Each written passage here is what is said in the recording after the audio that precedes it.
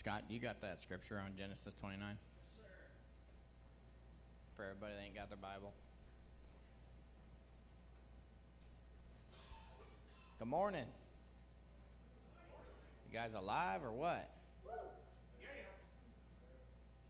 Barely smiling? Half a smile? It's good to see you guys. Who likes the heat? A few months we're going to be wishing it was warm. All right, you there?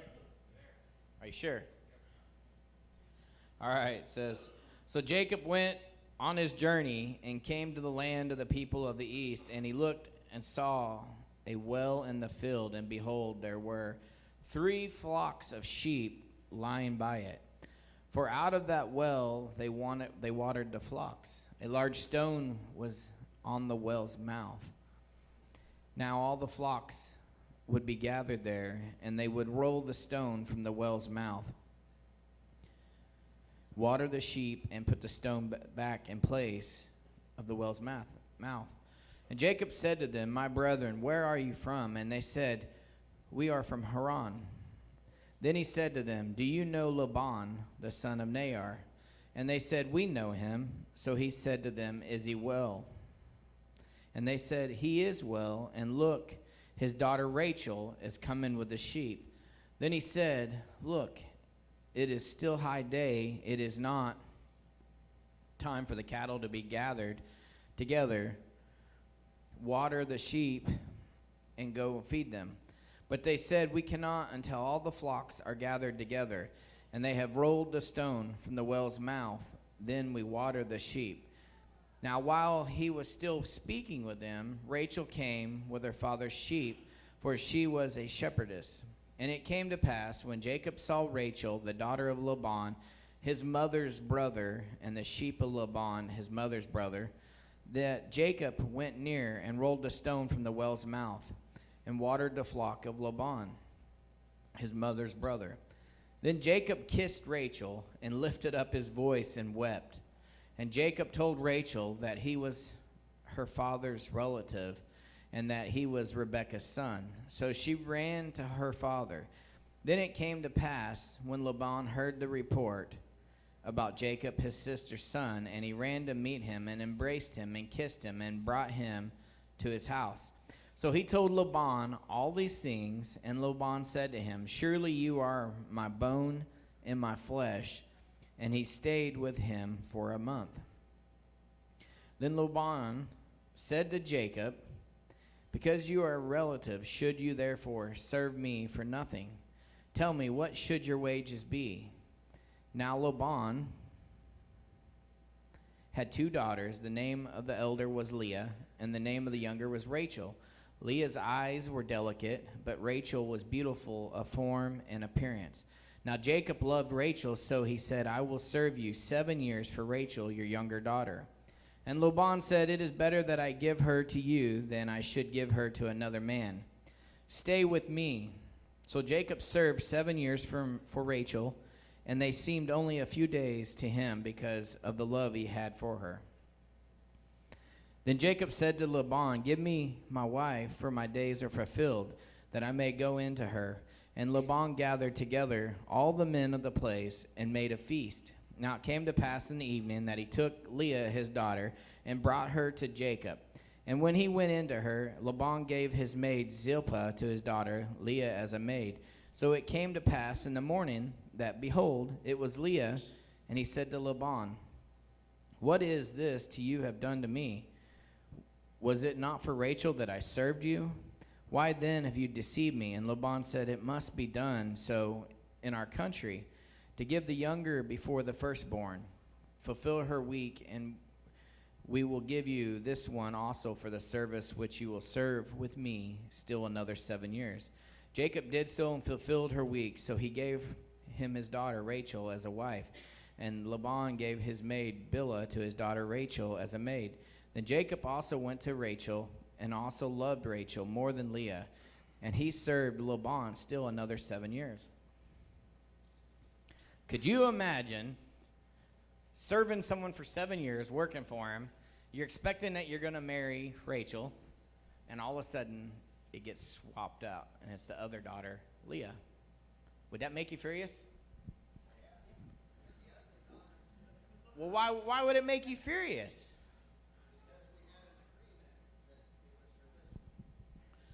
So, a lot of times in our life, things never really go the way they should go, right? How do you handle those things in your life?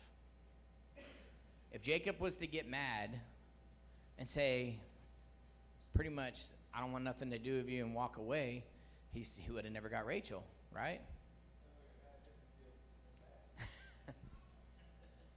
Bad business. Well, kind of. How many of us feel like we're always the ones happen to do everything? We're always the ones that get stuck, getting the lesser end of the deal, feeling like, well, how am I getting messed over in this deal? Why is it always me? Anyone ever feel like that? Feel like someone else gets the better end of the stick? Well, here's the thing. God sees everything, right? Wouldn't you agree? Jacob said he was made for more. That song this morning, I don't remember which one it was. It's towards the end. We were made for more. How much more were you made for? Do you know, when we serve God faithfully and do the things for God, for his kingdom, to build it, guess what? Sometimes we're going to feel like we got the shorter straw. But God sees everything, right? If you will be patient and do what God wants you to do, eventually, guess what? God's going to make it right, right? I've never seen anybody serve God and it not work out.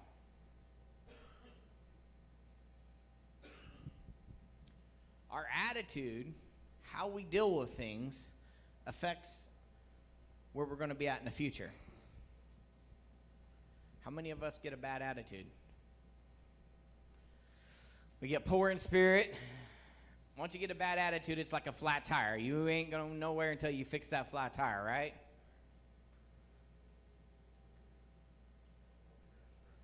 Broken air compressor. Guess what? We were going to take a shortcut, or I should say Jarrett was going to take a shortcut, drop the air compressor out of the back of the truck. We only got one load of logs hauled Friday. Guess what? He was mad at himself. I was mad at him for a minute. I wanted to take the air compressor and smack him over the head with it. But what good would that have done? What good would have it done? It wouldn't have done no good. It would have caused quarrels. It would have been words said. Guess what? In our life, we go through things that we expect to be this way and made a business deal on this, and this was going to work like this. And then all of a sudden, God said, that's not how that's going to happen. How are you going to handle the things in your life that you're going through if you're in a bad attitude or you're poor in spirit? I'm being serious. You cannot have the joy of the Lord in you when you got a bad attitude. A bad attitude, no matter who you're around, is contagious. If you're around someone that's got a bad attitude, guess what? It's going to affect everybody else. So what do? You need to stop, pray, and give it to God, right? We got to stop blaming everybody else for our problems and then start admitting that, hey, I do have an issue. I do have a problem. I need help in this area, because most of us walk around with a chip on our shoulder like we don't have no problems. You ever know anyone like that? I know a few. I got this. I'm good. I'm an adult. I know how to handle this. It leads down a wrong path.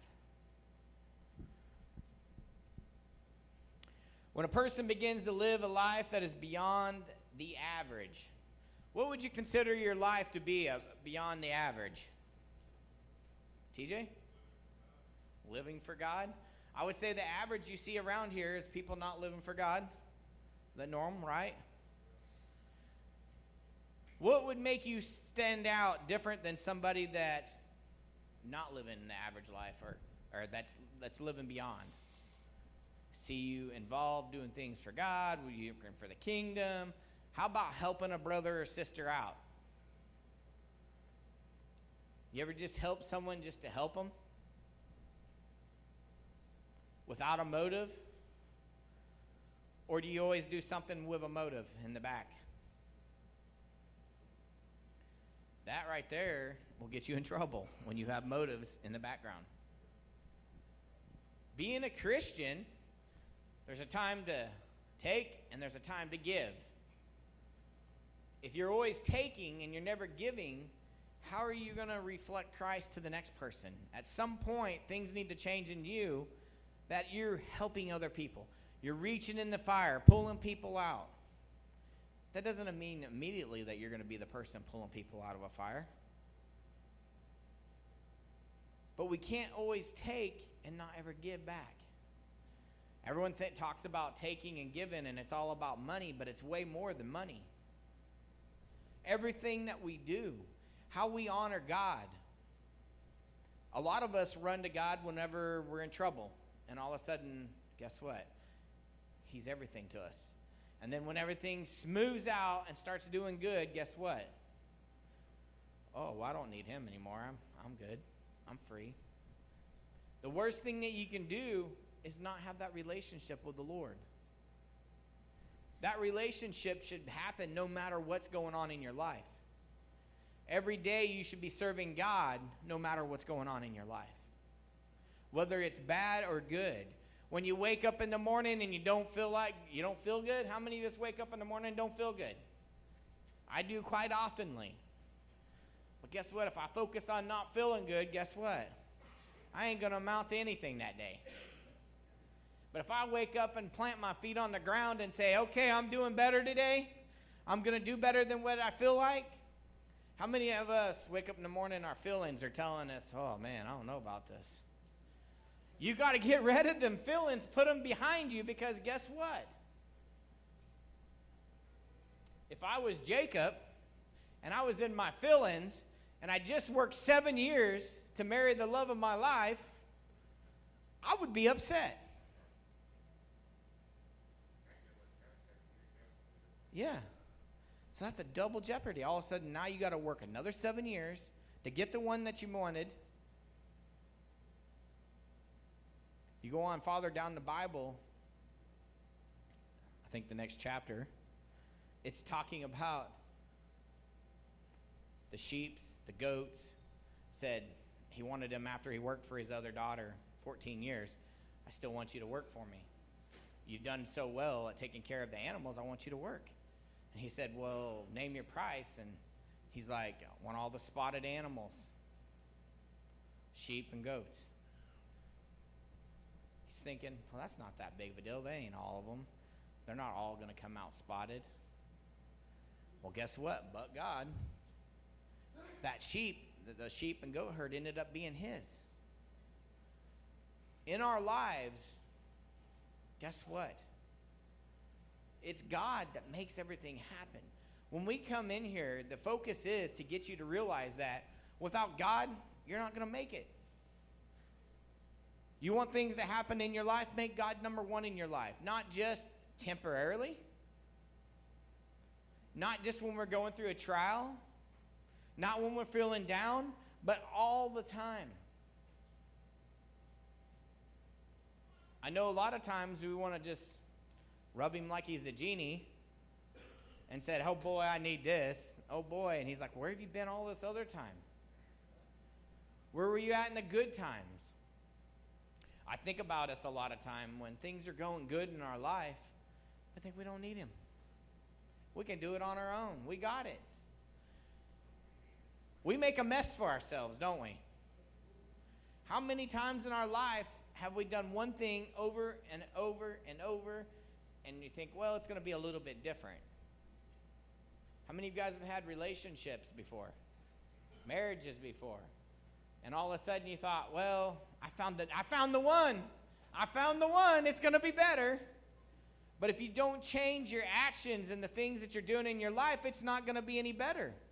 It may start off that way, but if you don't change how you react, how you deal with things, it doesn't matter how many people you find, it's not going to be any better. every relationship that we go through, whether it's a husband, wife, girlfriend, boyfriend, whether it's just a friend, whether it's just a brother, if we treat people like they're throwaways when things are broken, we live in a world that when it's broken, get rid of it, throw it out. It's no good no more. It's trash. God loves broken things. If you will allow him, he goes in there and he molds those broken pieces back together. 80% of the time, we don't want to allow him into those broken pieces. Because allowing him into those broken pieces is going to make us change. And most of us don't like to change. Well, I'm wearing a different coat today. I look a little bit different here. But I don't want to change my actions.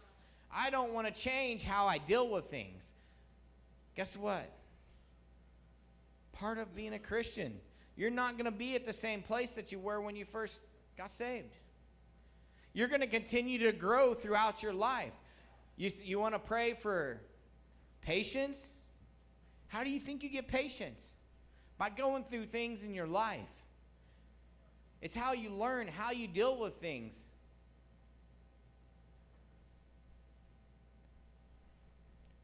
A lot of times, we want to complain about how big our problems are. But we never, ever tell our problems how big our God is. Why? We serve a mighty God that can break every chain off of us.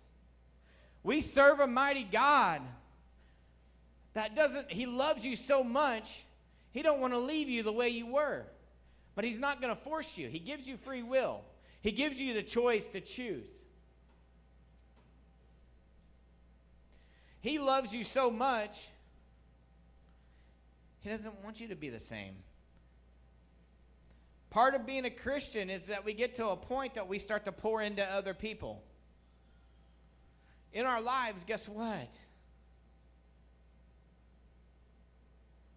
Every one of us have a purpose. Every one of us, God wants to use us. He never saved you to have you sit on the sidelines and not be involved. He never saved you to grow up a ladder and to think you're at the top and that you don't need to do anymore. It's a continuous walk with him. Some of us think that we're ladder steppers. Well, we went through this step, now we're at the next step, we're at the next step, we're at the next step. There's always going to be a step. Some of us think, well, I've read the Bible many times, I know all these scriptures. But the truth is, it's going to change to you through the things that you're going in your life. You never, ever are going to know everything in that Bible because the Holy Spirit's going to reveal something that you missed one time before. But that change is supposed to be molding us inside here. And if we never let the change happen in us, we get stuck. All of a sudden, then we get comfortable. Why? Then you get the attitude you don't want to change. Anyone ever gotten to a place that didn't want to change something? I've been there. When you keep allowing things to go on in your life, and you keep living it over and over, if you've been married before and before and before, it doesn't matter if you get married again because it's going to be a continuous cycle until you fix the things that you're going through. Everyone else wants to point the finger that it's somebody else's problem. But the truth is, it's probably just as much your problem as it is theirs. The truth is, you probably stopped dating a long time ago.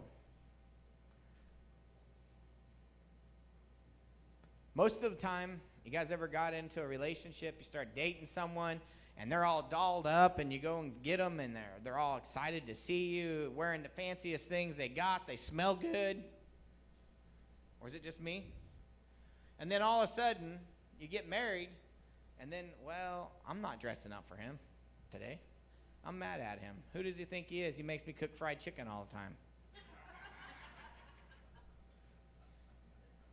But you still got to date your person.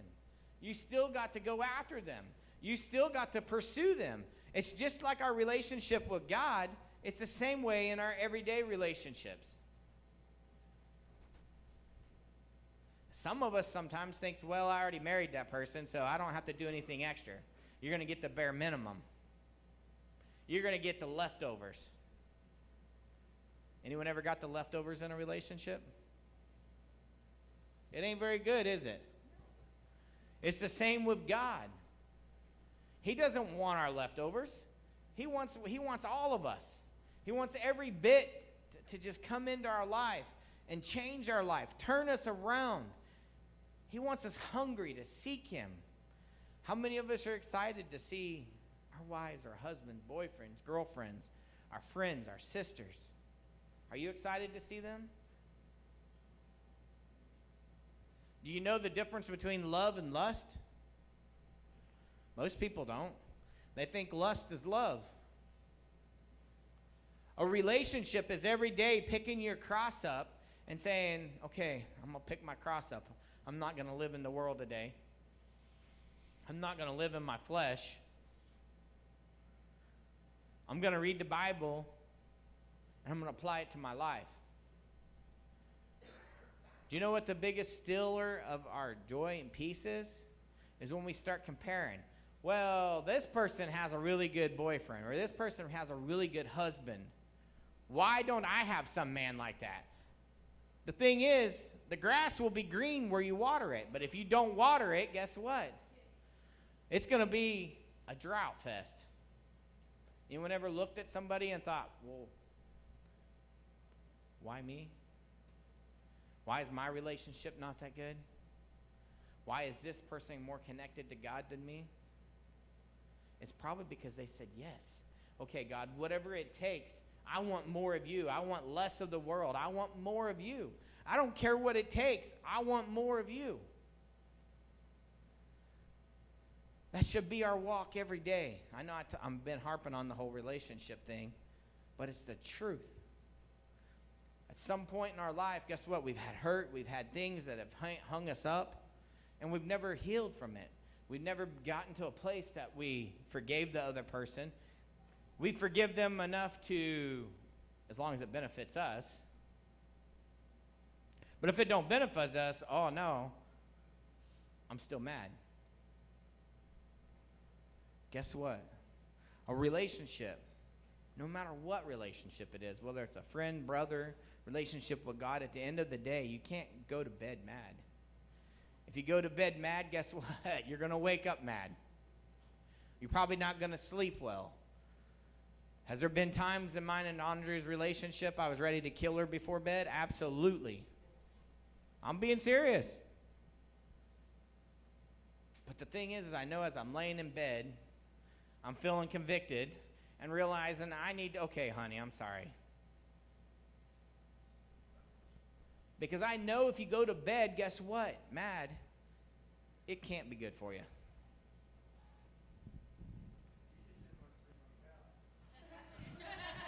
I don't know. Sleeping on the couch is pretty good with the AC right there.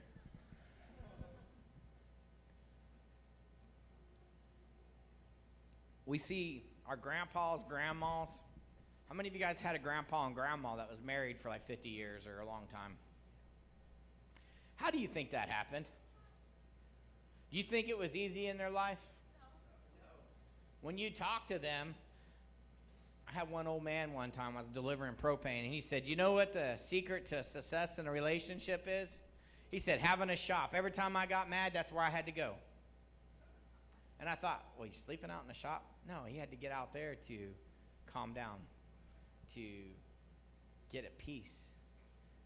What happens whenever we're in a relationship and we're angry about something? Not good things are going to come out of us. But they chose every day to stay married.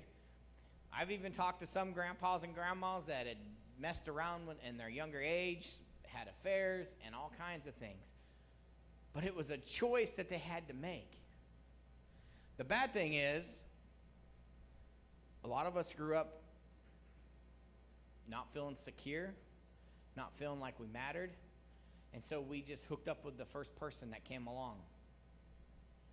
And then next thing you know, you're having babies, and you realize this wasn't the person I wanted to be with the rest of my life.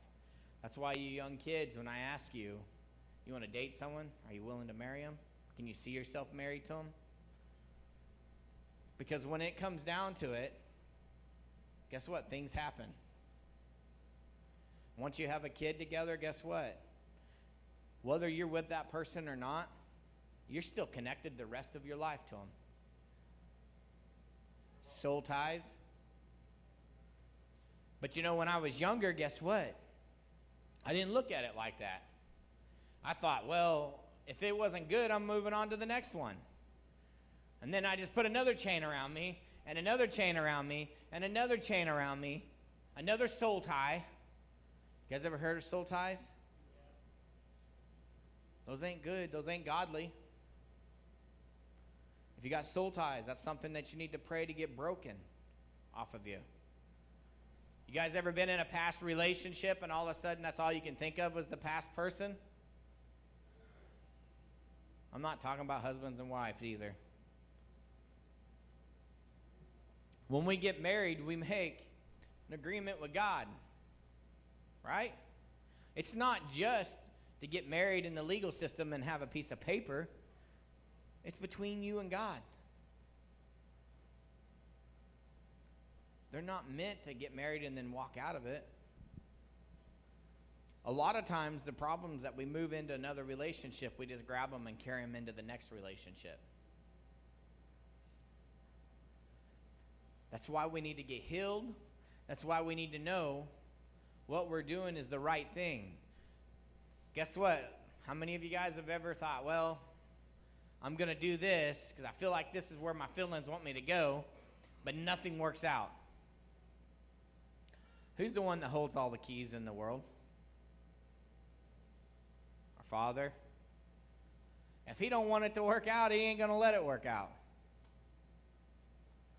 But guess what? How many of us have got a big bully head that every time God's trying to close the door on you, he's trying to close the door on you, you got to keep on butting your head against the door. And he says, I'm trying to shut the door on you. Wake up. Open your eyes. Smell the sunshine. I don't want you to keep going down the same path that you've done your whole life. But he gives us our own control, right?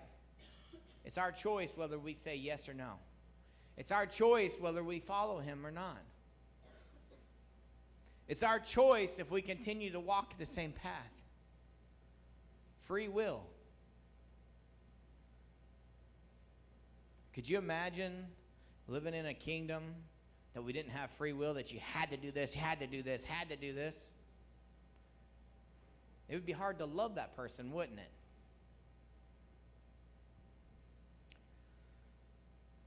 You know, Jacob, most of his life, he had problems. He'd ran from his brother, Esau. He stole his blessing from his father, from his brother. And his father blessed him instead of Esau. And when Esau found out, he took off, ran, hid. Do you ever anyone ever read the whole chapter about that? Yeah? No? Maybe? You should all read that. A lot of times we take things that's happened and we bring it into the next cycle in our life. We never got healed on the things that we are dealing with. We move from one thing to the next thing. We always think that the grass is greener on the other side of the fence. The grass ain't greener. The grass is going to be green where you water it. Right? But why do we always want to get that other grass? Something different? It catches our eyes.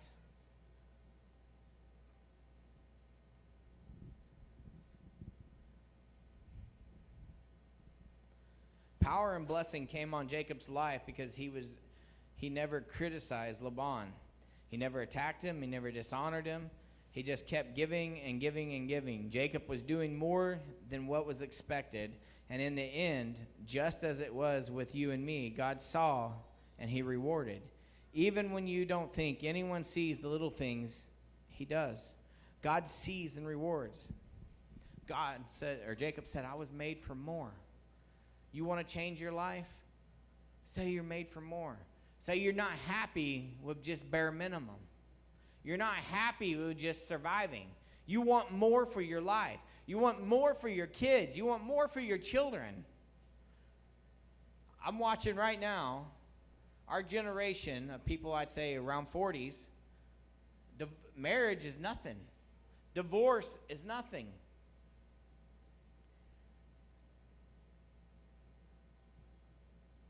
All of a sudden, they just feel like it, and they're just up and gone and married someone else. And all of a sudden, when they just feel like it, they're gone. But what happens is you have children together. They grow up, and they're not always young before. A lot of them grow into teenagers that all of a sudden, it makes the home unstable, not having a father and a mother. Some of our children are growing up without a father and a mother. That was never intended. Mothers have qualities that fathers don't have. Fathers have qualities that mothers don't have. But it takes both. You know the whole thing, it takes a village to raise a child? That's about the truth. I think about in my life through everybody that I've been around that's raised me, that have been a part of my life, they all helped me one way or another. When I was going through diesel mechanic school, I kind of had she wasn't my stepmom, but she is my kind of stepmom. But she was always there for me. She guided me when my mom wasn't there. I had a diesel mechanic teacher that was like a father to me. How many of you guys have got more than just your regular father that was like a father to you?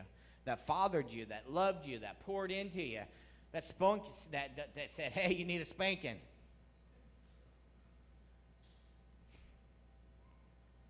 There's a lot of people in our life that God has put in our life to help us change. But when it comes down at the end of the day, only you can make that change. But we do it with God's help. Maybe some of us don't even know where to change. We don't even know how to accept our problems, our responsibility. All we know to do is to point fingers. I'm going to tell you the whole point and finger thing will never work. I don't want that responsibility. I don't want to be blamed for that. Like I said earlier, when you touch a hot stove, you're the one that touched it, right? How many times is it going to take you to burn your hands before you learn your lesson? Hopefully only once. I don't know about you. I always had people trying to tell me how to do things, but I was always the one that had to touch the hot stove to find out. I may have been told 100 times, and then next thing you know, someone told me not to do it, and I touched the hot stove. 3 or 4 times? Man, we're going to have to pray for you.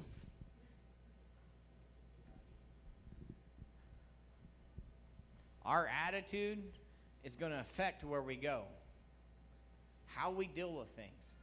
Every Christian's going to go through battles, right? What are you going to do through those battles that's going to make a change? How we respond to things? Let me ask you this. Has anyone ever dealt with anger?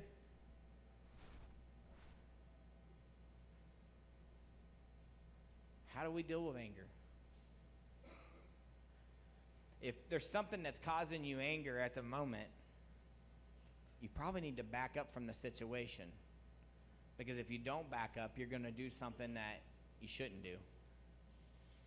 And then you're going to feel bad about it.